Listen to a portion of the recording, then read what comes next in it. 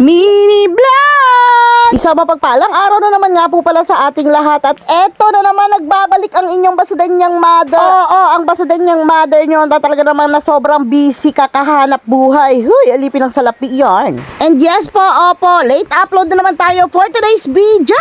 Dahil ang ating video ay nung nakaraan pa nga nung birthday pa nga ito ni Bibi Cloud, o diba? Super late upload na nga ng basudanyang mother nyo. Gawa ng nabisi talaga. Ulit-ulit.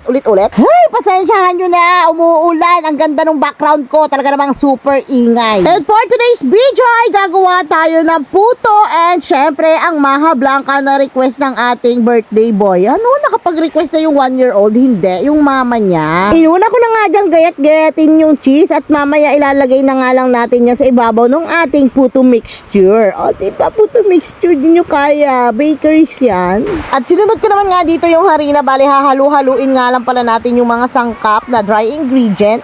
Hindi nyo kaya dry ingredients. Ilalagyan na rin nga pala natin yan ng asukal. At pag nailagay na nga natin yung harina at saka yung asukal, halu-haluin lang nga po natin yan. Tapos, isusunod naman nga natin yung ating baking powder. Bali, 2 kutsarang baking powder nga lang pala yung nilagay ko dito sa ating kalahating kilong harina. Ay, sunod ko naman nga dyan nilagay. Ito naman nga ang ating egg. And syempre, isusunod na din nga pala natin dyan yung ating gatas. Bali, hindi na rin nga pala ako dyan naglagay ng tubig kasi gusto ko talaga ay masarap. Kaya hetong gatas na nga lang pala yung aking ginawang tubig. O, diba talaga namang mas malakas pa yung buhos ng ulan sa boses ko. Huy, ano ba yan? Ngayon lang ako nag-voice over. Di pa napagbigyan. After naman nga natin malagay itong ating gatas, halu-haluin nga lang natin yan hanggang maghalo-halo silang lahat dyan at hanggang mahilo-hilo sila dyan. Bahala sila dyan.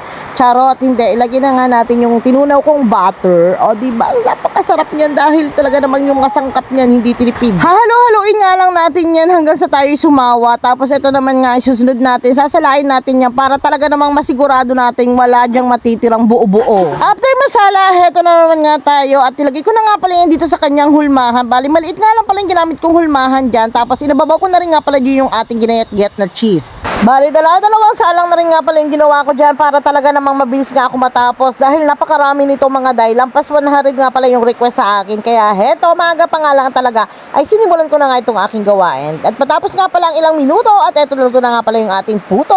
Napakasaya ko mga day dahil perfect na perfect nga yung pagkakagawa ko. Tignan nyo naman, parang nga siyang floppy. Talaga napakasarap niya mga day. Tapos talaga namang walang tubig yan. Kaya purong gatas yan. Ay naku, napakasarap. At pagkatapos ko nga maluto yung ating puto, sinunod ko naman nga pala itong ating maha. Bala, hindi ko na pala napakita yung ating mga sangkap dyan. Gawa nang nagmamadali ako. Tapos, lobat na rin nga pala yung aking cellphone. Basta hindi yan tinipid mga day ang sangkap niyan. Kaya naman, yung mga bisita nga ni ate siya ay talaga naman nagustuhan yung ating Maha Blanca. O, diba? Napakasarap. And after naman nga nating maibuhos yung ating mixture ng Maha Blanca, heto at luto na nga pala siya. Then, lalagyan na nga pala natin siya sa tray. And ipa-flatten lang natin siya. Tapos pag lumamig na siya, lalagyan nga natin siya ng cheese. O, diba? Napakarami nung putong ginawa ko, oh. Ang ginawa ko nga pala ay bali 2 salang. Kaya 2 tray is 2 salang. Para nga ayoko nga kasi magkamali. Kaya ganun na lang yung ginawa ko. Mahirap kasi yung pag sinabay-sabay ko. Tapos hindi ko siya matatansya. O, diba? Tapos hindi naman siya titigas. Ay, napakasakit nun. Sayang yung mga sangkap. Kaya naman sa mga nakakain ng ating Maha Blanca, comment naman kayo dyan sa baba kung talaga naman nasarapan kayo. Huy. And fast forward, nandito na nga pala kami sa baba dahil hindi ko na medyohan, talagang sobrang nagmamadali na kami dahil late na nga talaga kami, baka talaga nagkakainan na tapos wala pa yung maha tsaka yung puto, o diba? Ayan, meron nga pala silang lechon. Napakasarap niyan, nakakamis agad. Pag ganito ba naman ang sasarap ng pagkain, may isipan mo pa bang mag-diet? Parang cancel na yung diet next month ulit.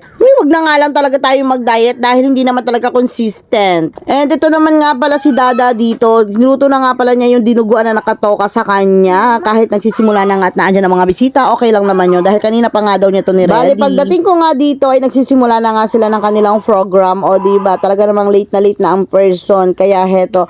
Pero hindi nga pala ako dyan nakapag-focus. Gawa ng bantay ko nga si Baby Storm. Talaga namang ano siya, tuwan-tuwa siya dun sa mga animals na nakadikit dun sa pader. Yung sa design ni Bibi Cloud ay talaga naman. At eto na nga pala yung niluluto ni Dada, dinuguan. O diba, napakasarap niyan mga day. Alam nyo ba, magaling talaga si Dada magluto, lalo na pag ganitong mga klaseng luto ay napakasarap.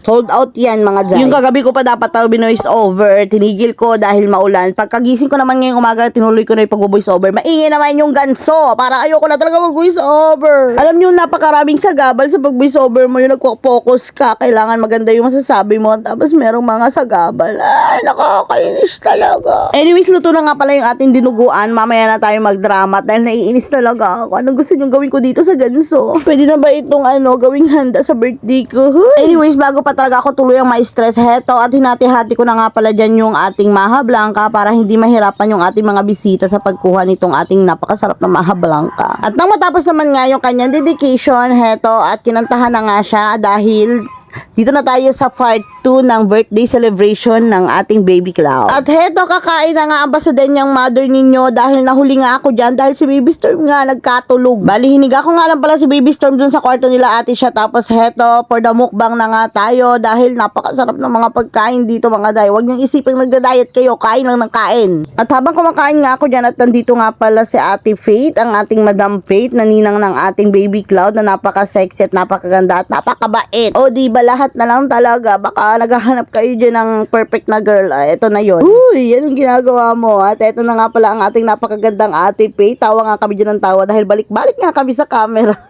At diba talaga nagulat kasi siya dahil may camera palang nakatutok tapos hindi siya na-inform. O kaya ayan, balik-balik na lang tayo at magpa-cute. O diba kita nyo naman tuwan-tuwa siya sa kalokohan niya. Shout out sa'yo, Ate Faith. Anyway, siya lang nga po pala ang ating video for today. Thank you sa pag-follow, pag-like, and pag-share.